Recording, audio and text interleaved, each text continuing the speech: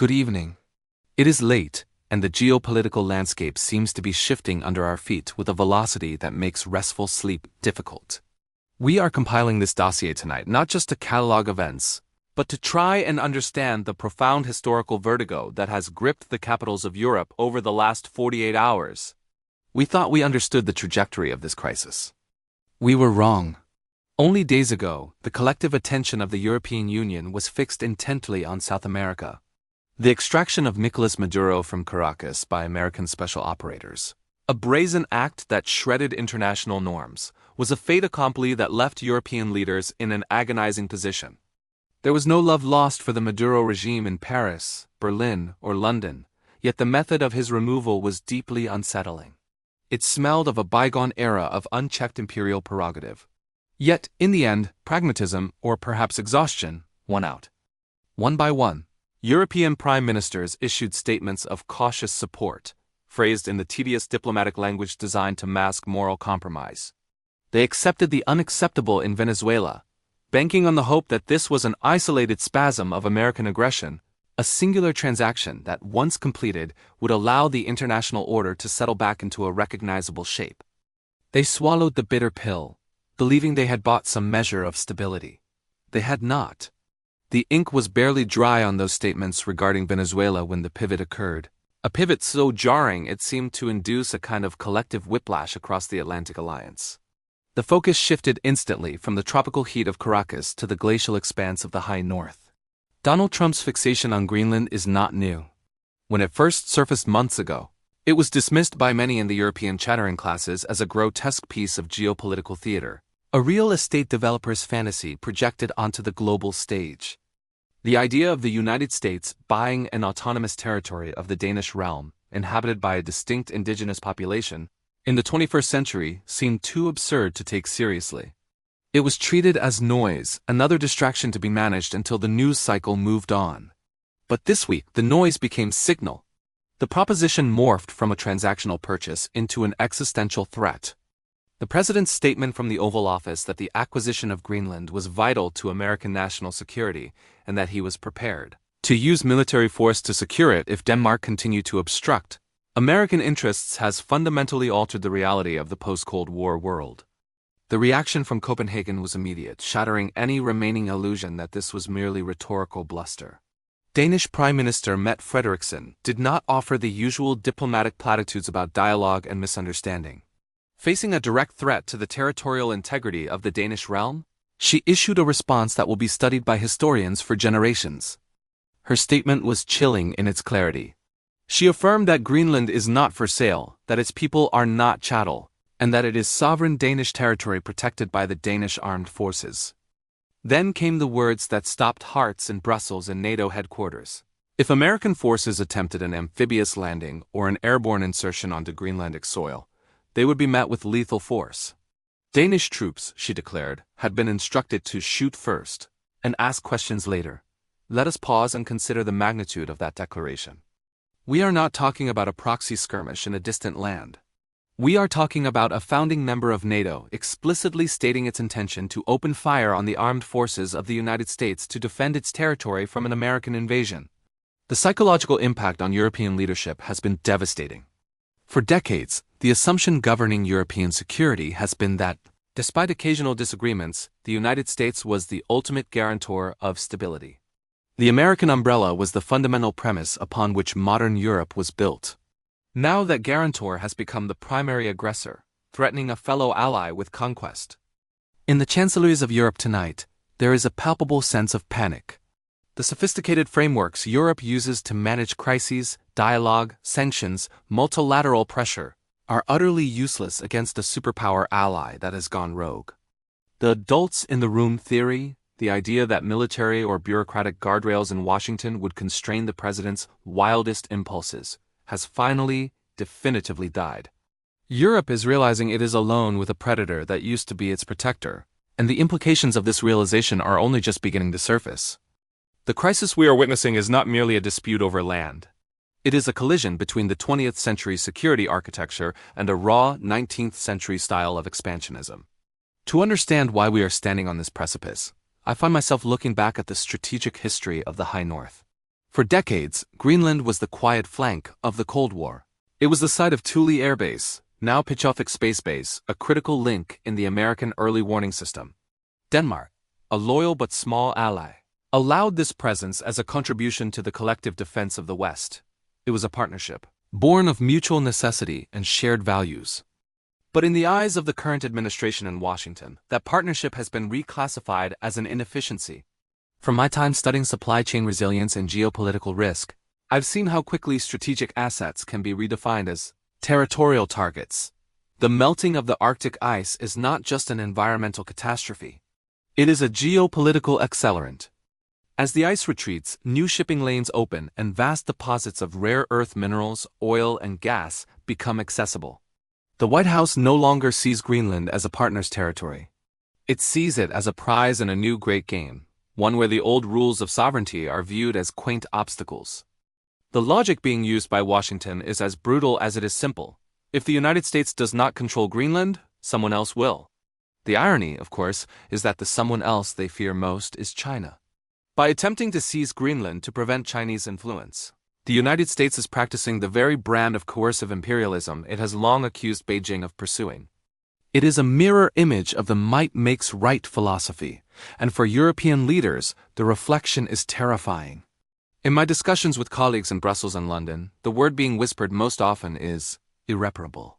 There is a sense that even if this specific threat recedes, even if the president is talked down from the ledge of a military invasion, the damage to the NATO alliance is already done.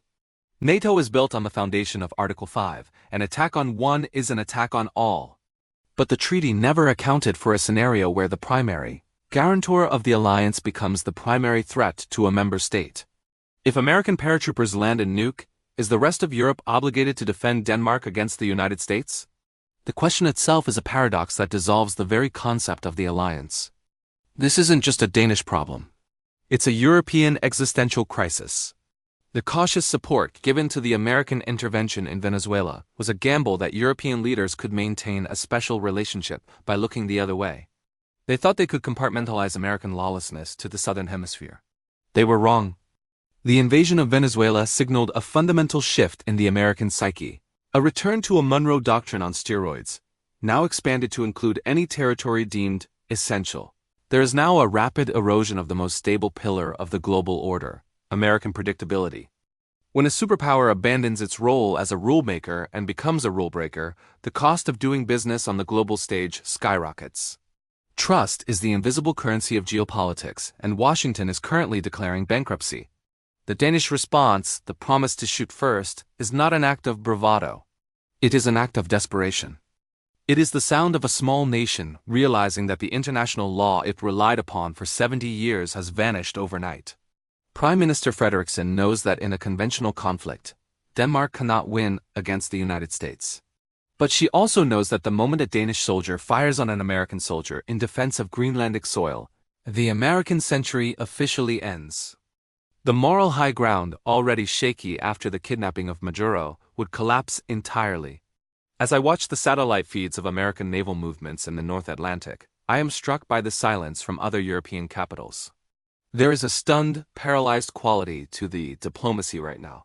Behind the scenes, there are frantic calls to Washington, pleading for a return to sanity. But those calls are being met with a new, aggressive indifference. The White House isn't looking for consensus. It's looking for submission.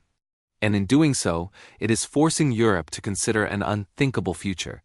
A continent that must provide for its own security, not in cooperation with the United States, but in potential opposition to it. As we sit here in the quiet of the night, it is worth reflecting on how quickly the architecture of our world can crumble when the pillars of trust are kicked away. In my time as a visiting research fellow in Singapore and Malaysia, I spent countless hours analyzing how stability is the lifeblood of the global economy. In the East, there is a deep, historical understanding that once the mandate of heaven, or in modern terms, political legitimacy, is lost, chaos follows. What we are seeing now in the North Atlantic is the West's version of that loss. The mandate of the rules-based international order hasn't just been challenged. It has been set ablaze by the very architect who designed it. The crisis over Greenland is the logical, if terrifying, conclusion of a worldview that treats geography as a menu and allies as tenants. For the European leaders in Brussels, the shock isn't just about the threat of military force. It's the realization that the United States has abandoned the language of cooperation entirely. During my research into supply chain resilience, I often looked at how the High North was supposed to be a model for future cooperation. The Arctic Council was meant to be a place where environmental concerns and resource management could be handled through consensus. That dream died the moment the threat of military force, if necessary, was uttered from the White House. Think of the position this puts a country like Norway or the Baltic states. For decades, they have looked to the United States as the shield that allows them to sleep peacefully at night.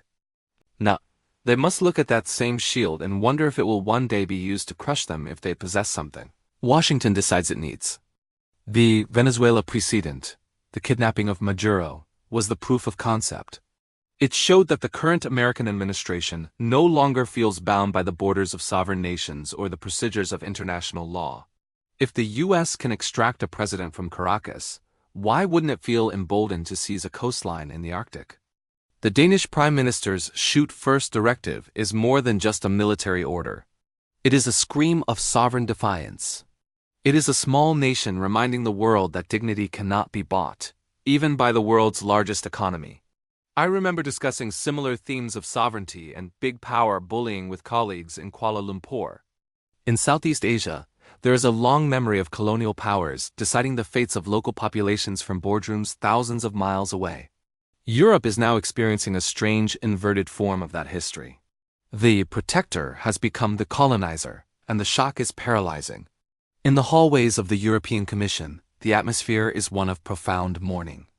There is a sense that the Atlantic, which once bridged two halves of a shared civilization, has suddenly widened into an impassable chasm.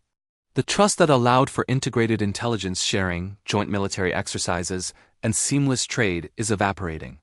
If you are a European general, how do you share a battlefield map with an ally who is currently drawing up invasion plans for your neighbor's territory? You don't. You begin to close the books. You begin to look for alternatives. This is the point where the America First doctrine reveals its ultimate irony. By seeking to secure Greenland's resources and strategic position through force, the United States is effectively evicting itself from the European security tent. The security being sought is actually creating the greatest period of insecurity since 1945. My work on sovereign wealth funds taught me that capital flees from volatility, and right now, the United States is the world's primary exporter of geopolitical volatility. The kidnapping of Maduro was seen by some as a show of strength, a return to form for a superpower. But to the rest of the world, and especially to a stunned Europe, it looked like a desperate man breaking the law because he no longer knows how to lead. The pivot to Greenland has only confirmed this suspicion. It isn't a strategic masterstroke. It is a smash and grab. And as the Danish Navy prepares to defend its waters, the rest of Europe is forced to realize that the NATO treaty is now a piece of parchment from a vanished era. The North Atlantic part of the North Atlantic Treaty Organization has been turned into a potential combat zone between its own members. As we look toward the next few hours of this unfolding crisis, we must ask, what happens to a world where the police officer starts robbing the neighbors? The answer is that the neighbors stop calling the police and start looking for a new protector, or they decide to arm themselves to the teeth. Neither option bodes well for the stability we have taken for granted. We are watching the end of an era, and the silence from the White House following Denmark's ultimatum is the most deafening sound in the world right now. This fracture in the Atlantic Alliance is not occurring in a vacuum. While the eyes of the world are fixed on the frigid waters between Iceland and Greenland, there is another capital where the mood is likely one of quiet, disciplined satisfaction. In Beijing, the spectacle of the United States threatening to invade a NATO ally is being viewed as a historic windfall. For years, Chinese diplomacy has been built on a singular narrative, that the United States is an unreliable, declining hegemon, and that the future of global stability lies in a multipolar world centered around Eurasia. During my year in China and my subsequent time in Singapore, I saw firsthand how meticulously the Polar Silk Road was being mapped out. Beijing has long sought a foothold in the Arctic, investing in infrastructure in Iceland and attempting to build airports in Greenland, moves that Washington previously blocked with heavy-handed diplomatic pressure. But the current crisis has done more for Chinese interests in the High North than a decade of infrastructure spending ever could. By threatening Denmark, the United States has effectively handed China the moral high ground on a silver platter. Consider the irony of the situation. The administration's stated goal for wanting Greenland is to counter Chinese and Russian influence in the Arctic. Yet, by resorting to the threat of military force, they are driving European nations toward the very alternatives they wish to prevent. If you are a European leader today, and you can no longer trust your primary security guarantor to respect your borders, you are forced to diversify. You look for new partners who, whatever their other faults, operate on a more predictable and transactional basis. You look east. This shift is what I call the acceleration of the inevitable. The rise of China as a global superpower was already a defining feature of the 21st century, but it was expected to be a gradual process of institutional competition. The invasion of Venezuela and the subsequent threat against Greenland have acted as a chemical catalyst.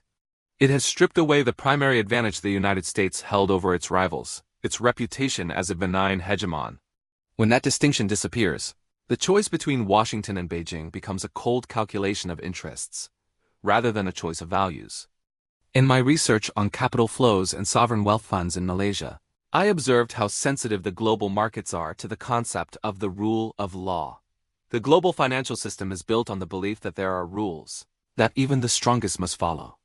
When the United States kidnaps a foreign leader like Maduro and then threatens to seize territory from a democratic ally, it isn't just breaking international law. It is sabotaging the operating system of the global economy. It sends a message to every nation that their assets, their territory, and their leaders are only safe as long as they remain in the president's good graces. The result is a rush toward isolation, not just for the United States, but for everyone else trying to insulate themselves from American volatility. We are seeing the beginning of a de-risking from the United States that goes far beyond trade. It is a de-risking of security, of diplomacy, and of trust. The more Washington tries to use force to maintain its grip, the more it finds that grip sliding. In the halls of the ASEAN secretariats and the meeting rooms of the EU, the conversation is no longer about how to partner with America, but how to survive it. I think back to my time as a visiting research fellow studying geopolitical risk. We often modeled black swan events, unforeseeable shocks that changed the world. An American invasion of a NATO ally was always considered too low probability to even include in a serious white paper. Yet, here we are. The unthinkable has become the centerpiece of American foreign policy. And as Europe watches Danish frigates patrol the North Atlantic, the realization is sinking in that the Western alliance may already be a ghost, a remnant of a world that ended the moment the threat to Greenland was made. China does not need to fire a single shot to win this round of the great game. All they have to do is remain calm, remain predictable, and continue to offer an alternative to the chaos. Every time the United States acts as a predator toward its allies, China's Belt and Road looks a little more like a lifeboat. The tragedy is that this was entirely avoidable. The credibility that took 80 years to build, from the beaches of Normandy to the fall of the Berlin Wall, has been liquidated in a matter of weeks. The American century is being traded away for a piece of ice and a display of raw power that ultimately reveals only weakness. We come now to the final balance sheet of this crisis, a tally of what has been lost and what has been irrevocably changed. Whether the Pentagon eventually manages to talk the president down from a full-scale amphibious assault on Greenland, or whether the first shots are indeed fired. In the North Atlantic, the outcome for the United States is the same. The era of American leadership is over. It did not end with a grand treaty or a decisive battle. It ended with a demand for a piece of territory that was never for sale and the kidnapping of a head of state in the Southern Hemisphere.